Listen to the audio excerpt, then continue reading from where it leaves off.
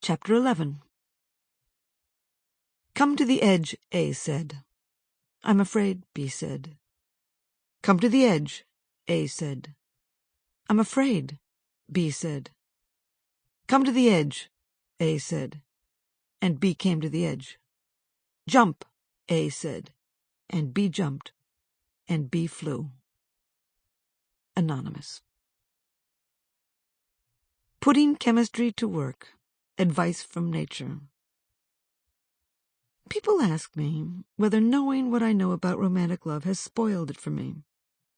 Hardly. You can know every single ingredient in a piece of chocolate cake and still get that rush of joy when you eat it. So it is with love.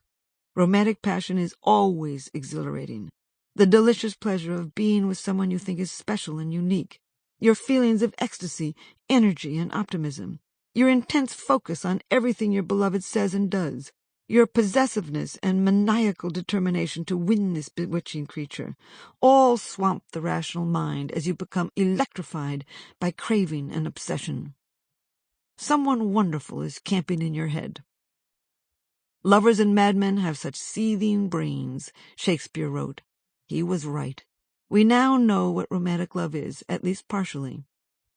My colleagues and I have put 49 men and women who were madly in love into a brain scanner and recorded the activity in their minds as they looked at a photograph of their beloved. 17 were happily in love, 15 had just been rejected in love, and 17 reported that they were still in love after more than 20 years of marriage. Several brain regions and circuits lit up. Prominent were parts of the brain's reward system, the complex network that produces elation, yearning, motivation, and addiction. In fact, one of the brain regions that becomes active when you first fall in love is also triggered when you feel the rush of cocaine. Wild is love. But romantic love is much more than a cocaine high. Around the world, people sing for love, write about love, pine for love, live for love, kill for love, and die for love. Romantic passion is one of the most powerful circuits in the brain. So I suspect that all 4 personality types are equally helpless when they love, as are young and old, gays and straights.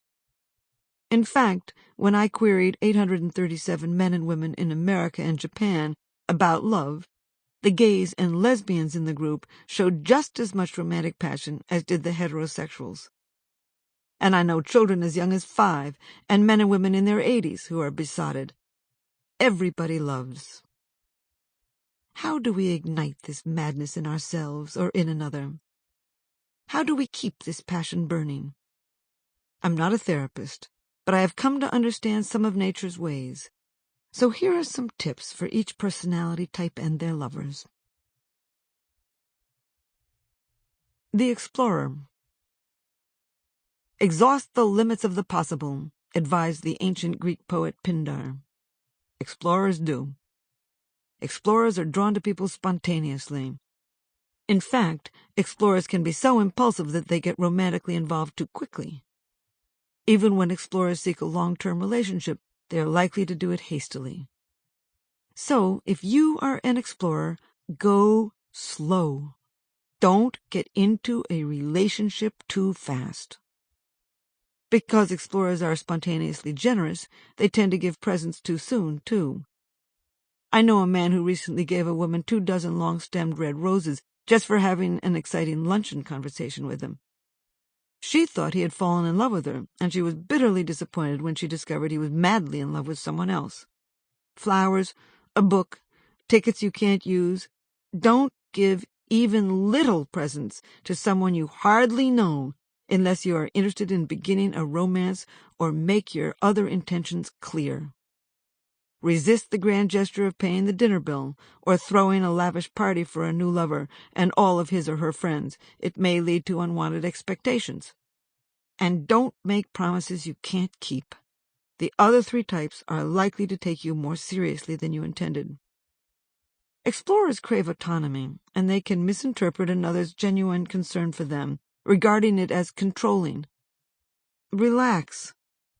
Some people feel better about themselves when they show concern for you. So if someone wants to help you, accept the offer. Don't be too wary of a would-be partner who appears more cautious and traditional than you. Underneath your date's restrained exterior may be a delightful individual who wants to go adventuring and seeks an explorer to point the way. Don't dismiss a calm, orderly, trustworthy person as unexciting either. He or she may be just what you need to make a happy home. Avoid talking to your date about other women or men with whom you have been romantically involved, even if you have a hilarious tale to tell or wish to impress your date with some spectacular moment in your past. Almost no one likes to hear all the details of a former relationship. Keep in mind that there's no way to size up a person's sexual skills or interest by looking at them. Don't leap to conclusions about the sexual prowess of a would-be lover. No pranks or practical jokes. Let your date get to know you before you pull a surprise that can backfire. And don't exaggerate. Money tends to be secondary to explorers, particularly when spending money leads to adventure. But frugality can be an adventure too. So respect a date who is careful with cash. He or she might be the one who helps to pay for your future children's education. Don't assume that someone who doesn't instantly display a sense of humor isn't funny. Be patient. I've known people who I thought were deadly dull when I first met them, then discovered months later that they were uproarious. Explorers are not especially interested in exploring their own identity, and they can find those who engage in intense psychological analysis tiresome. But if a date wants you to talk about yourself, go with the flow. Explore virgin territory yourself. Most explorers find self-disclosure difficult, but being secretive about important matters isn't considerate. If you have something in your background a date should know, be forthright. He or she will admire you for your candor and trust you more than if you withhold this information. Most important, if you find someone you are genuinely interested in, avoid dating others and focus your energy on that person.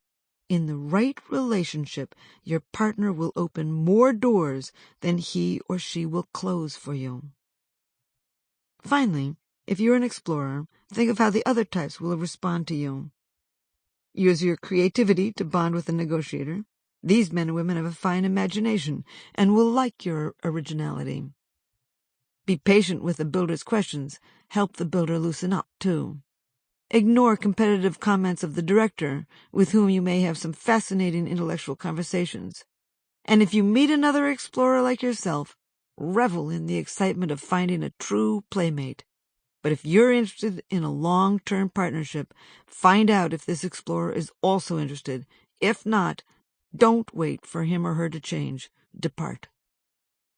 If you're dating an explorer, be prepared to live this romance one day at a time, and don't be dull. As the novelist Ethel Wilson summed up the explorer's attitude, dullness is a misdemeanor. Avoid unnecessary routines and stay flexible with your plans. Pick up on your explorer's energy and enthusiasm. Emphasize adventure, intellectual and physical. Explore his or her ideas. Don't smother an explorer with details. Avoid tedious repetition. Never moralize. Be emotionally expressive. Be playful. And because explorers don't impose limits on others, enjoy your freedom. The Builder. The heart is forever in experience, declared Henry David Thoreau.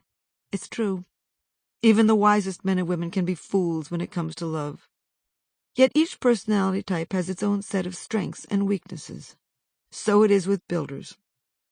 Foremost, if you're a builder, don't let your taste for plans and schedules get in the way of trying new things on a date.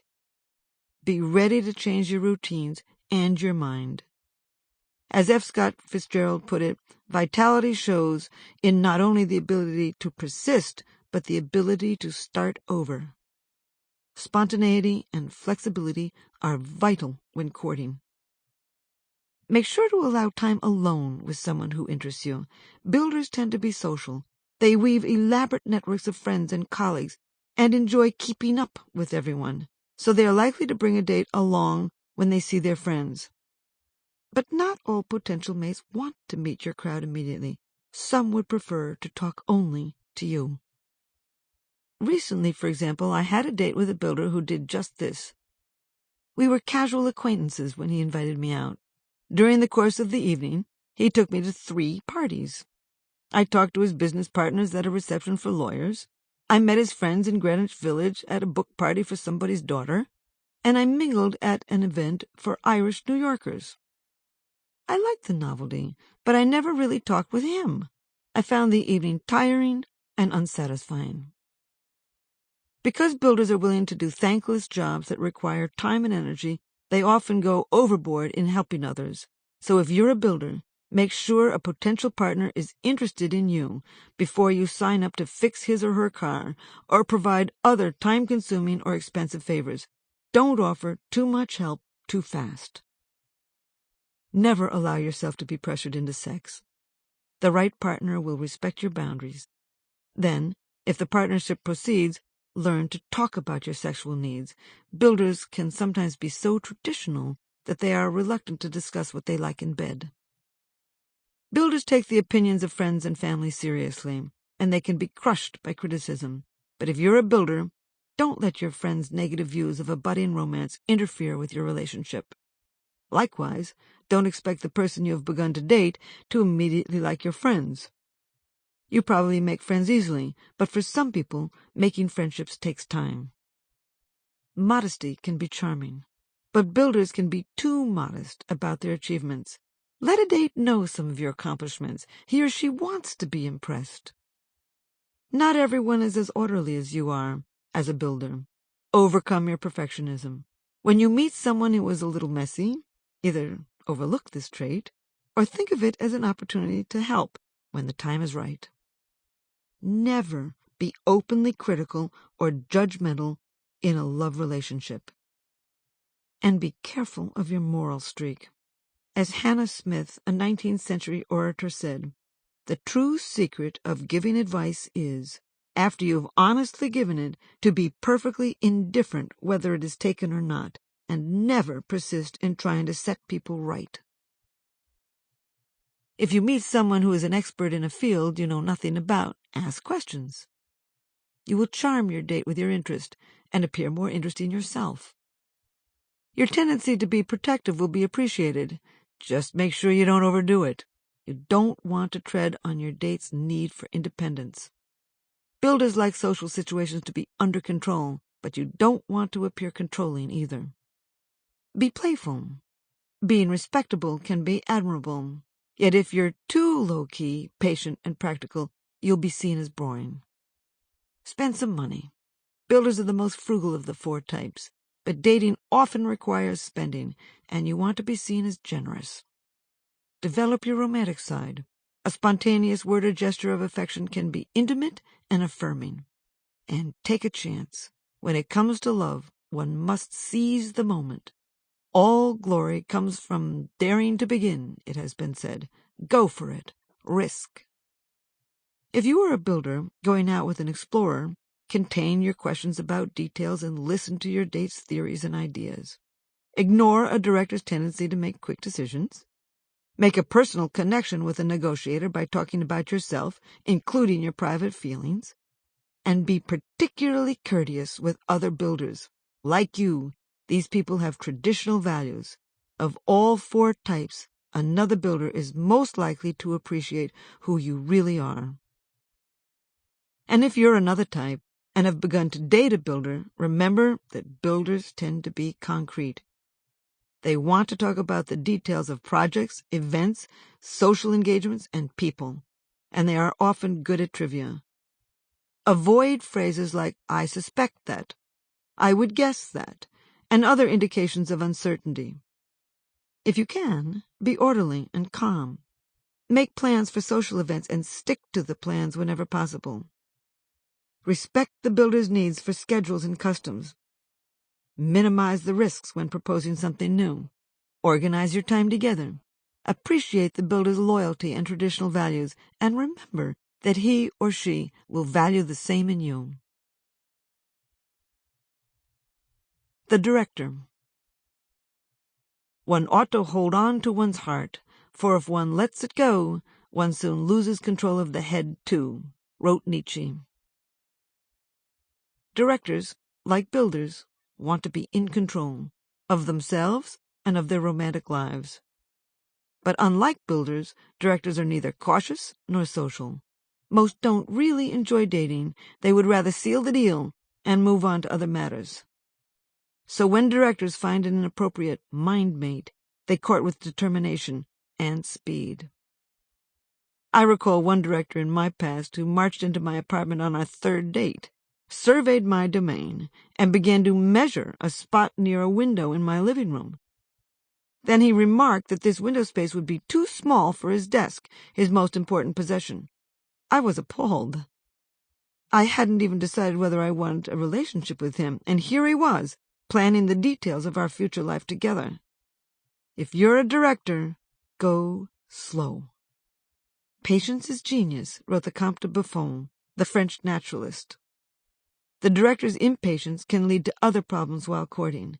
These men and women like to get to the point, and they can become restless when a date's conversation meanders. Relax. Enjoy these tangents. You'll get insights and ideas, as well as learn much more about your partner. Don't become so absorbed in your work that you neglect your search for love. Go out, even when you crave more time at your desk. Relationships are like businesses. If you want them to succeed, you must show up. Leave your competitive and debating spirit in the office, too, so you can truly enjoy your time with a date. Not everyone likes to defend every remark with facts and logic. Directors don't suffer fools gladly, and if they become uninterested in a date, they are likely to ignore him or her. So if you find yourself with someone who at first seems tedious, try to find something interesting about this individual and pursue it until you can diplomatically depart. In fact, try to listen actively by occasionally repeating what your date says. This way, he or she will know you're listening. Although directors make up their minds quickly, they respect self-control. Directors don't trust impulsive people. Try to enjoy these wilder beings. A free spirit can bring energy and creativity to the table. He or she might be brilliant, too. Express your emotions. Directors can be overly self-contained, but most people find you more interesting if you show some feeling, exposing your softer side. And when a date says something emotionally revealing, don't ignore it. Acknowledge his or her feelings and show some sign of understanding. Don't be too quick to mistrust what you're told, either. Directors can be so skeptical that they can stifle imaginative conversations. And don't jump to conclusions about another's feelings for you. Directors are often hypersensitive to the slightest sign of rejection and misread a date's intentions. Take care not to offer a monologue about your work, ideas, or other interests. In courtship, ideas must be exchanged. Don't take flattery seriously. Because directors tend to say what they mean, they often assume that others are equally honest and direct. But as the French saying goes, he who can lick can bite. Don't tease your date until you know him or her. Even then, if this person begins to get annoyed, stop. Humor is a great way to make or break a budding partnership. Directors like sex and take it seriously, but they can also enjoy a one-night stand. Be careful with these brief encounters. Sex can trigger all sorts of unexpected feelings in the brain, and you may find that you have accidentally jump-started a relationship you don't want, or suddenly feel hurt that your mysterious partner doesn't want to see you again. If you're a director dating an explorer, enjoy exploring ideas with him or her. If you're courting a negotiator, let him or her examine all the angles of the discussion. Don't push for closure. Answer the builder's questions in detail. He or she will appreciate your fondness for exactitude. And if you're courting another director, don't cancel dates in order to stay late at the office or to pursue your hobbies. Don't let your fellow director cancel dates either. Freud maintained that life has two great joys, work and love. Don't neglect the love. Directors, like all types, Communicate best with people who understand their style. So if you're dating a director, lean back casually when sitting with him or her. This signals self-confidence, something directors admire. Focus intently on the director, but don't lock eyes. This personality type is uncomfortable with the anchoring gaze. Be logical, accurate, and clear. Avoid small talk. Be decisive. Avoid long-winded comments or explanations. Get to the point. And enjoy the director's tendency to be forthright. With directors, you know where they stand. Don't criticize yourself. Many directors regard this as pathetic. Keep firmly in mind that directors are often eager debaters. They like to spar, so fight back. Most important, strike up interesting conversations and pursue them in depth. Remember, directors want a mindmate. The negotiator. Every selection is a leaving aside, wrote Jean-Paul Sartre. Negotiators are poignantly aware of this. They see all the options, all the angles, and they can drive themselves crazy thinking of the endless possibilities and traps involved in starting or ending a relationship. So if you are a negotiator, stop thinking so much about the opportunities and problems you see in a relationship. This is not to say you shouldn't listen with your heart. Your intuition is your brain's way of giving you valuable information. But negotiators live in a world of nuance, where every tilt of the head, drop in tone of voice, or shift in posture has meaning. Hence, negotiators can read too much into a partner's mannerisms. Simplify. Try to be more straightforward, too. Take a tip from cats. Critic Joseph Woodcrush wrote of them, "Cats seem to go on the principle that it never does any harm to ask for what you want." If you're a negotiator, you can be so diplomatic that a potential partner is sometimes unclear about who you really are and what you need. Ask. Stick up for yourself, too. If your date challenges you on your views, challenge back. Don't be so gracious, tactful, and empathetic that you appear spineless. Fight for your point of view. Above all, don't placate. Negotiators can be too eager to please. Don't hold grudges either. Negotiators have a good memory for emotional experiences, particularly bad ones, and they are likely to remember minor social gaffes. But the other three types are not as skilled at handling people as most negotiators, so try forgiving and forgetting a date's minor social transgressions. Avoid a verbal deluge. With your excellent command of language, you can overwhelm your date with words, particularly if you're trying to impress. And when you talk, try sticking to one point at a time and mining it thoroughly before going on to the next idea. Don't develop too many sides of an issue at once. Not everyone is interested in analyzing their identity or their motives, so avoid delving into your partner's psychological makeup or the underpinnings of the relationship unless he or she is also interested in this introspection. Develop a healthy skepticism. Negotiators can be too trusting, sometimes appearing gullible. Don't listen to everything your friends and family say about the person you like. You know best what you want in a partnership. Don't follow your partner's sexual agenda unless you're enthusiastic about it. Set your own pace and clearly ask your partner to respect your limits. Some people are so focused on what they're doing that they don't notice when you walk into the room. Try not to take this personally. In fact, don't overreact to all the other little things that can go wrong in a budding partnership.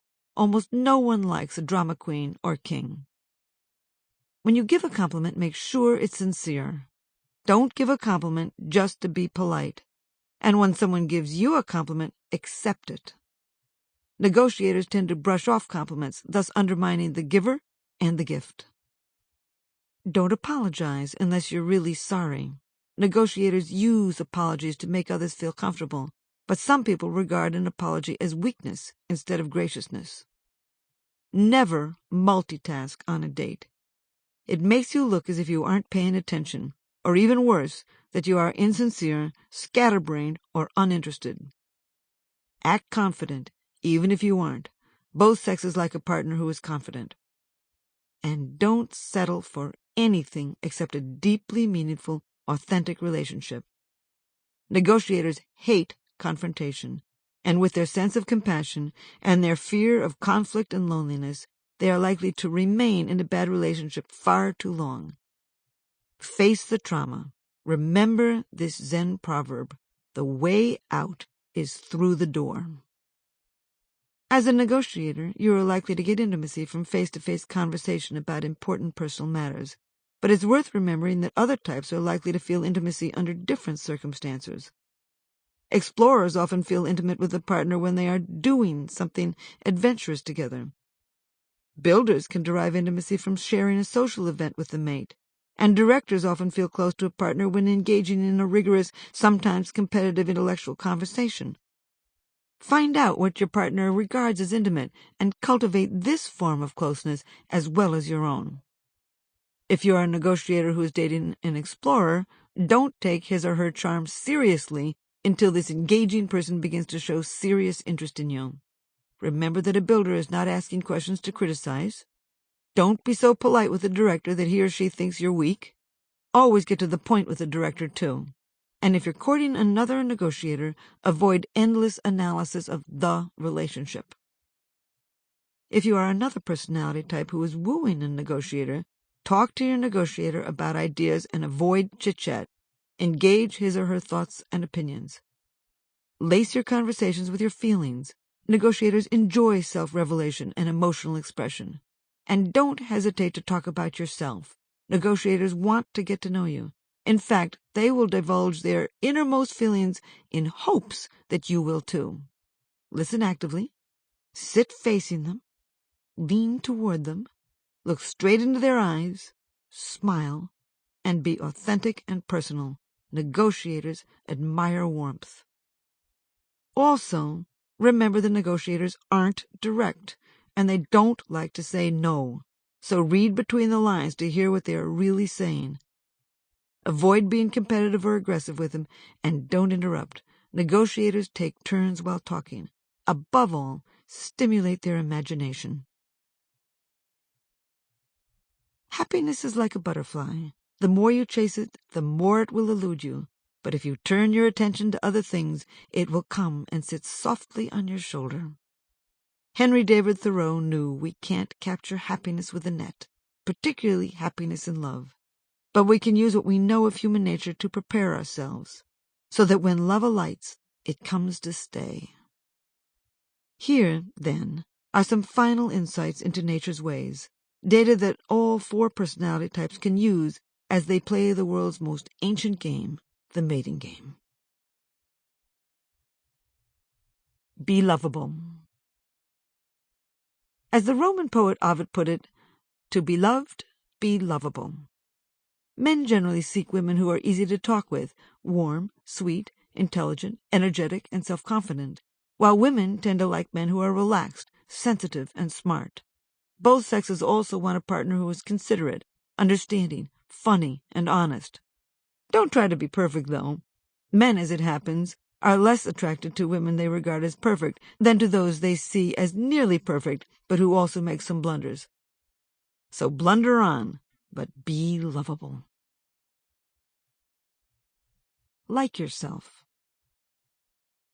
Psychologists often say that the first thing you must do to find real love is to get to know and like yourself. This can't be entirely true. For millions of years, our forebears and a lot of other creatures found the one without a great deal of self-knowledge or fondness for themselves. You don't have to like yourself to find romantic love. Nevertheless, male chimpanzees are particularly attracted to females who are self-assured. This is also true of humans. When you think you are attractive, you behave with an air of self-confidence that attracts others, as 2 high school students recently established. In an intriguing scientific project in 2006, Ian Panchevram and Stephen Odanovich approached 125 girls in malls and on streets in San Antonio, Texas, and tried to pick them up. But as they interacted, these young researchers assumed one of 5 levels of self-confidence, appearing timid, hesitant, humble, self-assured, or arrogant. After 5 minutes of conversation, they told the girls about their investigation and asked them to fill out a survey of their impressions of the interaction. The self-assured pickup was the most successful courtship ploy. In fact, self-assured people are also more friendly, open, and flirtatious. So be self-assured, walk and act with poise. And if you don't like yourself, act as if. As a tough-minded friend of mine is fond of saying, get off your cross, we need the wood. Better yet, create a phrase that you can repeat to yourself in the shower, in the car, or anywhere else. Something like, I love being myself because I am... whatever. Find something you honestly like about yourself and repeat it. If you're a negotiator, don't overthink this exercise, just try it.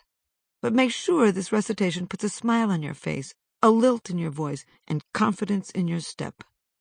Don't be your own worst enemy. As the poet Henry Wadsworth Longfellow put it, not in the clamor of the crowded street, not in the shouts and plaudits of the throng, but in ourselves are triumph and defeat. Brag carefully. You might try bragging a little, too. Courtship is not foremost about honesty. It's about winning. Every animal on the planet seems to know this except people. Do you suppose a peacock is modest about shimmering his tail feathers at passing peahens? Shimmer your feathers. Your ability to write a poem, play, or story. Your talent for composing songs or symphonies. Your religious fervor, sense of humor, or moral virtue. Your talent for understanding calculus. Your impulse to give to charities. Your political convictions. Even your perseverance or kindness. All of these elaborate, seemingly unnecessary human traits evolved, at least in part, to dazzle potential mates and win the mating game. So, brag a little. Negotiators and builders should take special note of this advice. These types can be so modest that they are likely to underplay their assets, something directors often regard as weak and explorers would regard as an opportunity missed. And if you're a director who enjoys competition, or an explorer who can exaggerate, be clever about your bragging. Don't overdo it. Don't play hard to get. People often ask me if they should play hard to get at the beginning of a relationship. Frankly, I've never seen anyone succeed at this. When you become interested in someone, it's very difficult to contain your feelings. I will say, though, that playing hard to get can give you a biological advantage.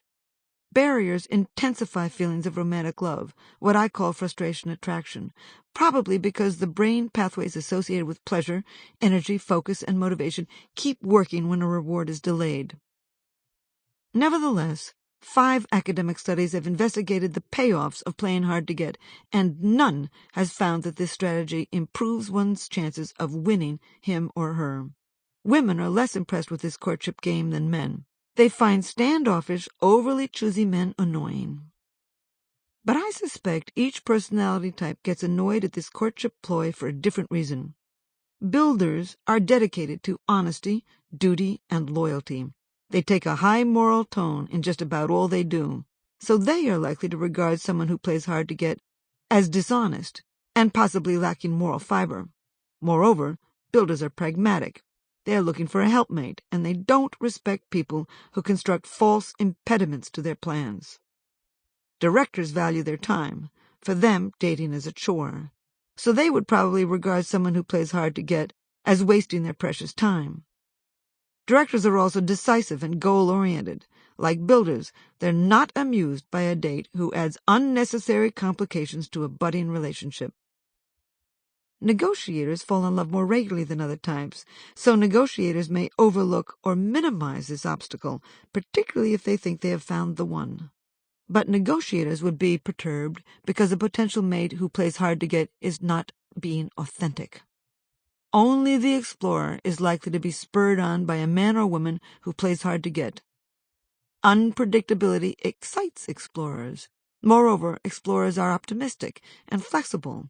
They often find impossible situations stimulating, but eventually, even the explorer will get bored if this game persists.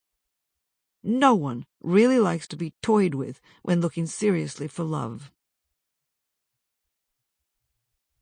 come-hither flirting ploys. Ever watch a pussycat flirt? Mine used to bat her would-be lover in the face with her paw, hiss at him, strut off a few paces, sit, lick herself, look back over her shoulder at him, then flick her tail, stand, arch her back, and thrust her butt in his direction, suggesting that he follow. He would. She'd turn when he got near, sit, bat him again, and continue her routine, each time letting him sit closer as he watched. Like cats, dogs, peacocks, and all other creatures, humans have evolved an arsenal of courtship behaviors. We perform these naturally, often unconsciously. Psychologist Monica Moore has recorded a host of these courtship ploys, tactics that your mother never taught you. Monica and various research assistants sat in local pubs, restaurants, and parties in St. Louis, Missouri, over the course of 2 years, randomly chose 210 women and watched them flirt. Indeed, they discovered 52 different facial, head, and body cues that women use to tell men that they are interested. The head toss is a common ploy. A woman throws her head back, tilts her head quickly up, then down again. Often combined with this is hair flipping, running your fingers through your hair, hair palming, running your palm over your hair, or hair stroking, running your whole hand through your hair several times. Some women go face to face with a man, putting their head directly in front of his with noses almost touching. Turtles do this too, but they actually tap snouts. Dolphins just nibble noses. With the neck presentation, a woman tilts her head to the side at a 45-degree angle to expose her neck. Female wolves do this as well. Some women palm, extending their upturned hand towards a suitor. Chimpanzees use this begging gesture to extend friendship. Many women also do the solitary dance, keeping time to the music by dancing in place. Women also primp, smoothing their clothes. Some massage a knee. Some dangle a shoe from their toe. They also touch themselves. Using what are known as intention cues, courting women and some men stroke their arm, rub their neck, move their arm toward a potential partner on the table, slide a foot closer if they are standing, or lean in toward the other's face, behaviors they may unconsciously wish the other were doing instead. They engage in lint picking, too, plucking a bit of fuzz from their sweater. And women use props. As they talk, they do the object caress, playing with keys or something on the table. Many laugh, giggle, whisper, wink, or bat their eyelids to draw attention to themselves. Some stand very close to a man. Many parade, walking with arched back, stomach in, chest out, and head high, as they dramatically swing their hips. And many request assistance, handing their coat to a man to help them put it on, or asking for another drink. Many women like to play, sticking out their tongue at a man, sneaking up from behind to cover his eyes, or tickling him. And women caress men, rubbing a man's arm, stroking his thigh, hugging, patting, even playfully kissing him. The most assertive women use the come-hither pose, known to animal behaviorists as lordosis. It's probably universal among mammals. In the case of a woman, she walks away, or turns away from a man, and then in one swift motion she arches her back, tips her buttocks up towards him, and looks over her shoulder to gaze for a moment directly into his eyes, just like my pussycat. All other female mammals use lordosis to invite copulation. Women do it just to flirt. Courting women on average use some 70 blatant flirting acts per hour, Moore reports. And those who flirt more are more regularly approached by men. Indeed, even when a woman sends a mixed message, such as smiling at a man while keeping her arms tightly wound around her body, or even turning away, men still regard it as a come-on. Men are more likely than women to believe that a person's friendly or ambiguous behavior is a sign of sexual or romantic interest. Courting men tend to make dominant gestures towards other men, playfully punching them in the shoulders, slapping them on the back, elbowing them in the ribs. Some men stride and swagger. Some sprawl out in a chair, arms stretched across other chairs to claim more space. Men stand with their hands on their hips, or perch, stand, or sit with their legs apart. They stroke their beard or chin, accentuating their masculine jaws. Some burst forth with loud laughter or grand gestures, bobbing and swaying to draw attention to themselves. And when outdoors, many pick up something and throw it, skip it, bounce it, or do something else with an object to display their strength, speed, or throwing accuracy. Face talk. Eye language is at the core of flirting. Men and women eye sweep the room, surveying it for a potential mate. They use the short, repeated, darting glance to investigate a particular individual, and they employ a prolonged gaze, 3 or more seconds, when they are really interested in someone. Known as the copulatory gaze, it's used by many different animals. Chimpanzees, for instance, stare unmercifully when they woo. Both men and women also use the head nod, in which the head is moved forward and back on the neck, showing they're listening. Both sexes employ the eyebrow flash, in which both eyebrows are raised together for about 2 seconds to display their interest in another person. And both sexes accentuate their words with somewhat exaggerated arm and hand waving, or with the lip lick or the lip pout. Smiling is very important in flirting. I really can't recommend it strongly enough, particularly to directors who can regard smiling as weak, and builders who can regard facial expressiveness as unmanly or unprotective. We have about 18 different kinds of smiles, only some of which we use to woo. The simple smile is a closed lips gesture that people use in casual greeting to a stranger or acquaintance. You show a stronger interest when you draw your upper lip to show your upper teeth, the upper smile. Combine this with a flash of the eyebrow, quickly up then down, and you will send a very clear signal of interest. But for a biological reason, the open smile, with both upper and lower teeth fully exposed, is the most effective. We're built to mimic others, particularly with our faces, and when you see another person smile, you naturally pull your face into the same pose, if only for a fraction of a second. This has a powerful effect on the brain. As you move your facial muscles, you stimulate facial nerves, and these, in turn, trigger specific brain chemicals that make you feel good. This is why we feel good around happy people. As they smile, we smile, creating powerful sensations of pleasure. But if you want to make your date happy, be happy. Your smile will make you feel better and make them feel better too. In Samoa, Papua New Guinea, Japan, Africa, up the Amazon River, and in the clubs and bars of Madrid, London, New York, and Buenos Aires, women also perform the multi-part flirt. First they smile at an admirer, then they lift their eyebrows quickly, while opening their eyes wide to gaze straight at him. Last, they drop their eyelids, tilt their head down and sideways, and look away. Often, a woman also covers her face or mouth with her hand as she looks away. Another ploy is the coy look, a 3-part gesture we must have inherited from our mammalian ancestors because possums do it too. First you stick your neck out slightly, then you cock your head, then you look up at your suitor. Be it a gaze, a lip lick, an eyebrow raise, a smile, or any combination of these and many other gestures, the point is to be noticed. In fact, Moore found that these signaling devices are far more effective than physical attractiveness at getting someone's attention. Handicapping. One odd form of courtship behavior is known as handicapping. A man or woman will dress down, wear unattractive, ill-fitting clothes, or look tousled and unkempt. Some even sit where they are barely noticeable. Recently, I saw exactly this behavior in a downtown singles bar in New York. 2 young women were sitting with their backs to the room, hunched over their drinks. Both were wearing baggy jeans, oversized sweaters, and horrible-looking woolen ski caps. They were dreadful to behold, but when they turned to check out the action, they displayed gorgeous faces.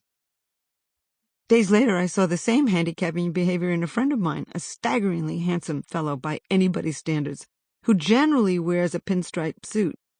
He signed up for a local New York dating service and felt compelled to show me the photo and the written essay he had included in his entry.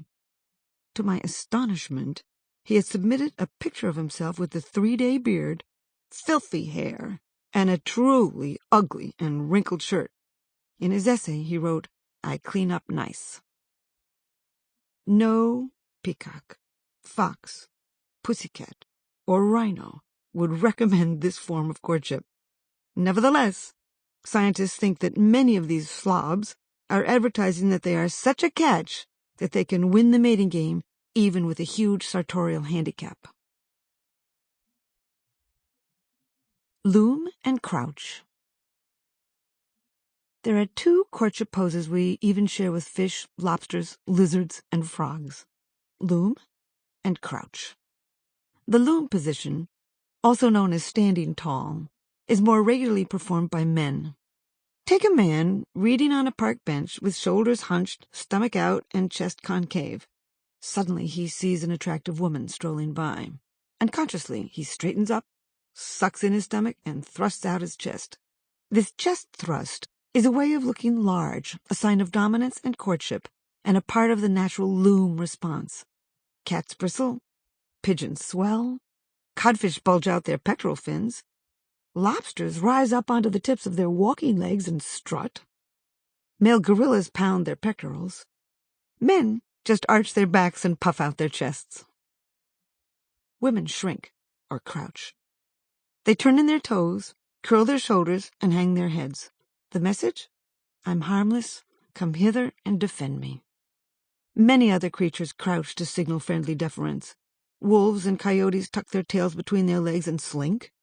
Lizards and toads move their whole bodies up and down. And many species bow.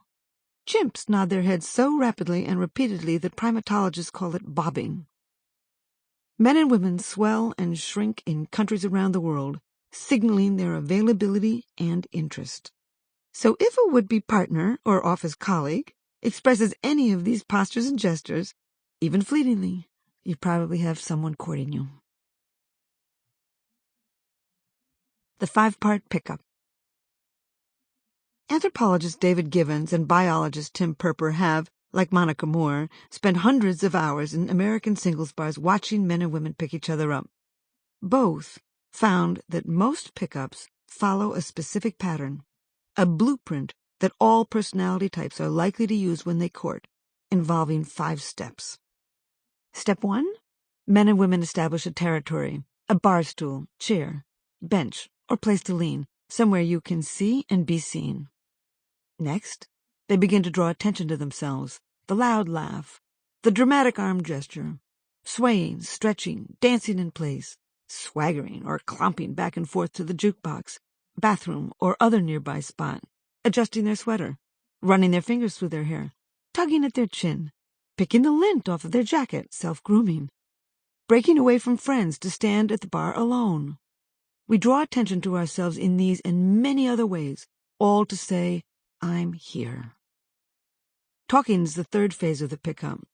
Women often adopt the high mellifluous tones that appeal to men, while men unconsciously keep their voice low and deep, a turn-on for women.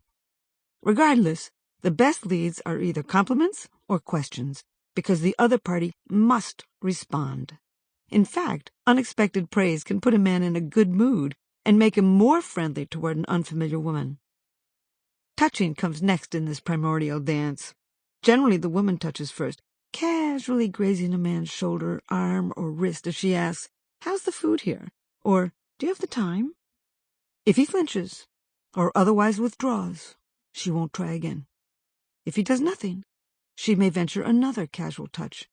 And if he casually touches back, they may both begin to nonchalantly touch each other now and then. Last, step 5. Keeping time, also known as interactional synchrony. When 2 people begin to click, they pivot towards each other, swiveling until their shoulders are almost aligned. Then they synchronize their movements. As he picks up his beer, she picks up hers. As she crosses her legs, he crosses his. At first they may keep time only briefly. Then they move in tandem more often, until they are moving in perfect rhythm with one another to a single beat. When 2 people mimic each other's movements, even their brainwaves get in sync. No wonder so many singles clubs and bars have rhythmic music and a dance floor. As men and women keep the beat, they naturally get into body synchrony with those around them, escalating the courting process. Keeping time can be particularly effective. I tried this once on a luncheon date. I had been utterly unsuccessful in my past attempts to move this friendship into romance, so I mimicked his every move. When he ordered steak and wine, I ordered steak and wine.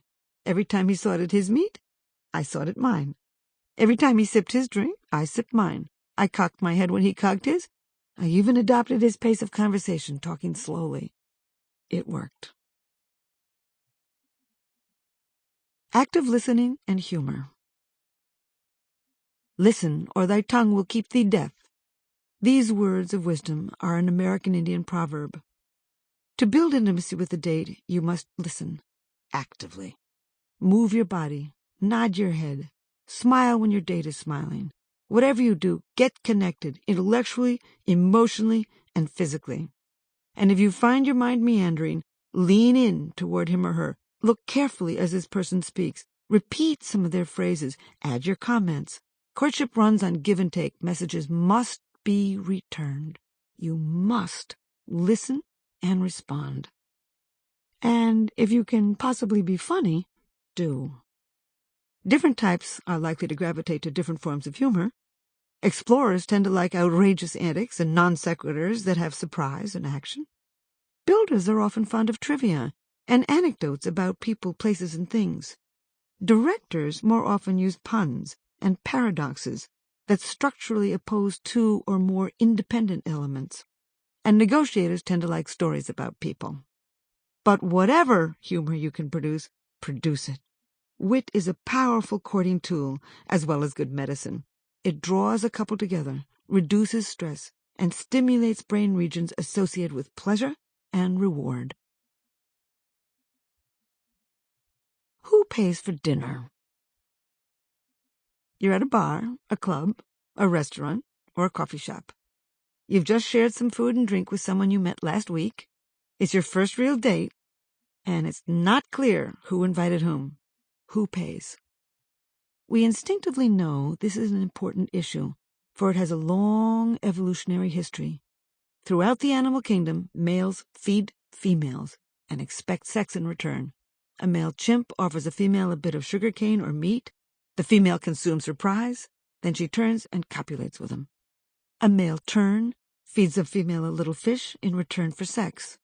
Courtship feeding is so common in the animal kingdom and so regularly linked with sex that when applied to insects it's called the nuptial gift. The exchange of food for sex is commonplace among people around the world as well. A piece of fish, a slab of beef, a box of chocolates, men provide. And when they can't give food, they offer beer, tobacco, jewelry, cloth, or flowers. And this offering is regularly part of the courting process. So be careful when you offer food, and think before you take food or other gifts. Deep in the brains of both the giver and the receiver, an important exchange is being made, an exchange that often leads to sex and love. But if you're interested in someone, buying dinner for them is a good gift. It's costly, and thus a signal of your financial status and generosity, though it has no long-term value. It must be consumed on the spot. Moreover, you get a share of the fun. Kissing. Kissing has special effects on the brain, too, as you undoubtedly know. Kissing stimulates all the senses.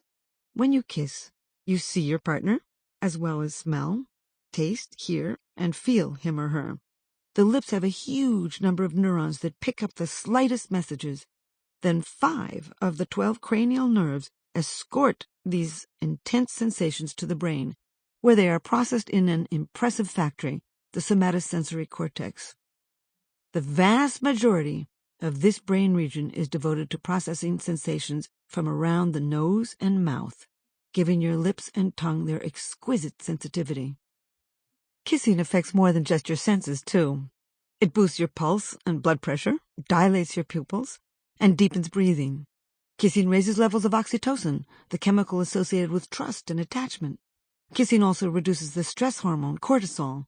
So kissing bombards the brain, bringing pleasure and relaxation. It also gives you vital information. With this odd habit, we pick up signals about what our partner has been eating, drinking, and smoking, as well as essential data about his or her genetic makeup. Moreover, saliva contains information about certain genes in the immune system. We're naturally drawn to those with a slightly different immune system, most likely to produce genetic variety in our young. And as you kiss your partner, you unconsciously pick up these crucial data. The smell of a woman's breath and saliva changes across the menstrual cycle too, broadcasting the extent of her fertility. Women report that they kiss a new partner primarily to collect information. Men, however, use kissing differently. With their smooching, they hope to woo a woman into bed. Their hopes are founded in biology. A man's saliva is loaded with testosterone, the hormone that triggers sexual craving. Perhaps this is why men like wetter kisses than women do. The sloppier the kiss, the more testosterone the man transmits. Both men and women say that kissing brings them emotionally closer to their partner. At least a good kiss does. Tender, passionate, considerate. People tend to reason that a sensitive kisser will be a suitable partner, spouse, and co-parent. However, an unpleasant first kiss can kill a budding relationship. In a recent study of 58 men and 122 women, 59% of men and 66% of women said that they had ended a romance after the first kiss. It was for them the kiss of death. Over 90% of people around the world kiss. In cultures where men and women find kissing disgusting, lovers lick, rub, suck, nip, and blow on each other's faces prior to copulation. All kinds of other creatures kiss also, or caress around the mouth. Bonobos, our closest chimp relatives, kiss with a deep tongue kiss. Dogs lick. Moles rub noses. Elephants put their trunks into one another's mouths. Albatross tap their bills together. Kissing is natural. But because a kiss can start or end a partnership, think before you kiss. Casual sex? Sex has many health benefits. Frequent sex improves your sense of smell, reduces the risk of heart disease, improves overall fitness, contributes to weight loss, relieves pain, reduces the frequency of colds and flu, and improves bladder control. Having good sex also makes you want to have more sex, in large part because sexual activity elevates levels of testosterone. Having sex can also reduce depression, particularly in women, because seminal fluid is a cocktail of potent chemicals. The dopamine and norepinephrine in this male liquor relieve stress and give energy, optimism, focus, and motivation. Oxytocin and vasopressin in seminal fluid can give feelings of deep attachment as well. And the follicle-stimulating hormone and luteinizing hormone found in male ejaculate regulate a woman's monthly menstrual cycle. In short, sex with the right person at the right time is good for you. But what about casual sex with someone you just met? I am not in the should business. I don't wish to tell you how to conduct your life. But here is one of Mother Nature's secrets. Casual sex is rarely casual. Fondling the genitals stimulates the production of dopamine, the brain chemical associated with intense romantic love. Just after orgasm, you get a spurt of norepinephrine, too, the closely related chemical associated with energy, exhilaration, and focused attention. So when you have sex with someone you hardly know, you can stimulate these powerful neural juices, pushing you toward feelings of passionate romantic love. Moreover, with orgasm, you experience a flood of oxytocin and vasopressin, the cuddle chemicals associated with attachment. Hence, you can begin to experience deep feelings of union with this partner, too. In fact, I've often thought that men and women unconsciously hook up with a new date precisely for this purpose, to trigger the brain circuits for romance and attachment in themselves and a partner, and thus jumpstart a new relationship.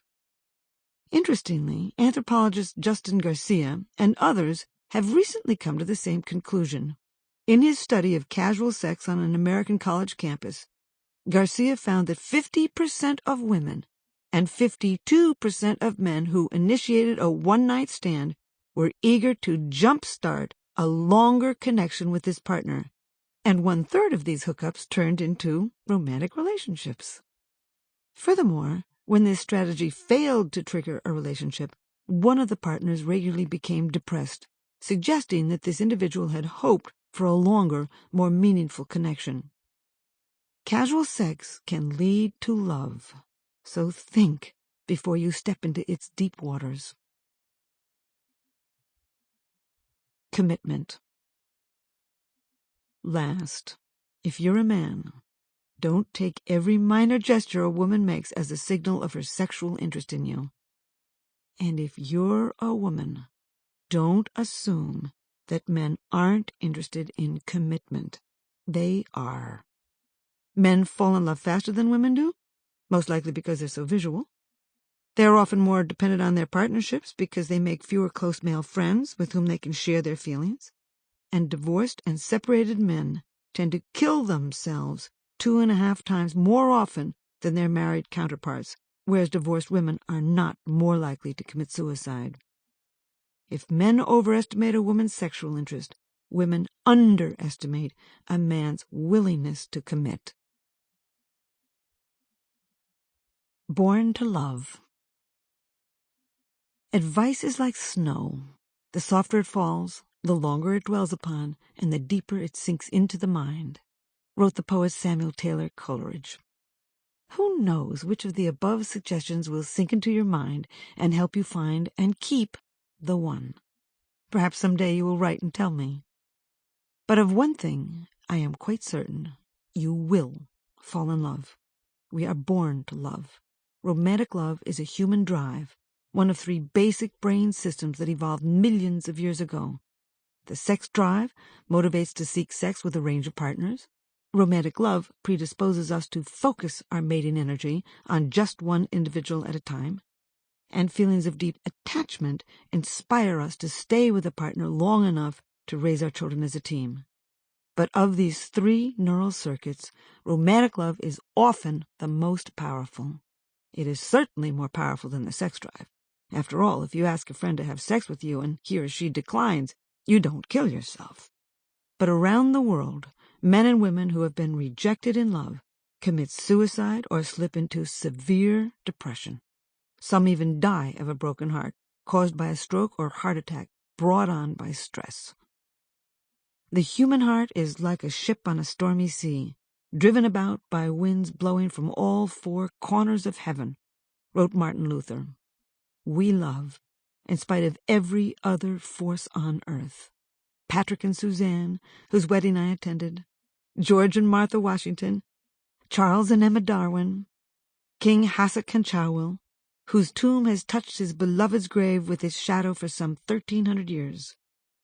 Men and women loved 1,000,000 years ago. Men and women will love 1,000,000 years from now. And romance can last for many years, as a new brain scanning experiment has shown.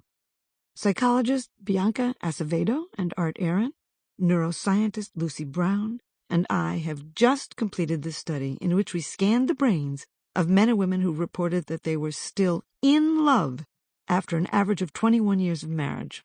These participants showed activity in brain regions associated with all 3 basic drives: the sex drive, romantic passion, and attachment to their beloved. Love can endure, bringing a lifetime of laughter and adventure, fulfilling sex, fascinating conversations, warm experience with children, kin, and friends, and lasting feelings of passion and union with another. But you have to pick the right partner. Perhaps you're an explorer who is attracted to a playmate, a builder who wants to find a helpmate, a director who will choose a mindmate, or a negotiator who gravitates to a soulmate. Regardless of what you seek, you have eavesdropped on Mother Nature. You know more about the hand you've been dealt, and you have learned a number of nature's secrets about romance. Use these secrets. There will always be magic to love, but knowledge is power. If you know who you are, what you seek, and how you and others love, you can capture that magic, find and keep real love, and make your dreams come true.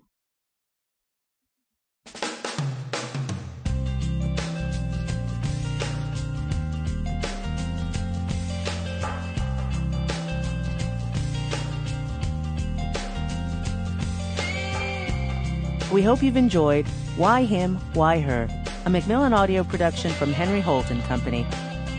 This program was produced by Robert Van Kolken. Text copyright 2008 by Helen Fisher. Production copyright 2009 by Macmillan Audio. All rights reserved.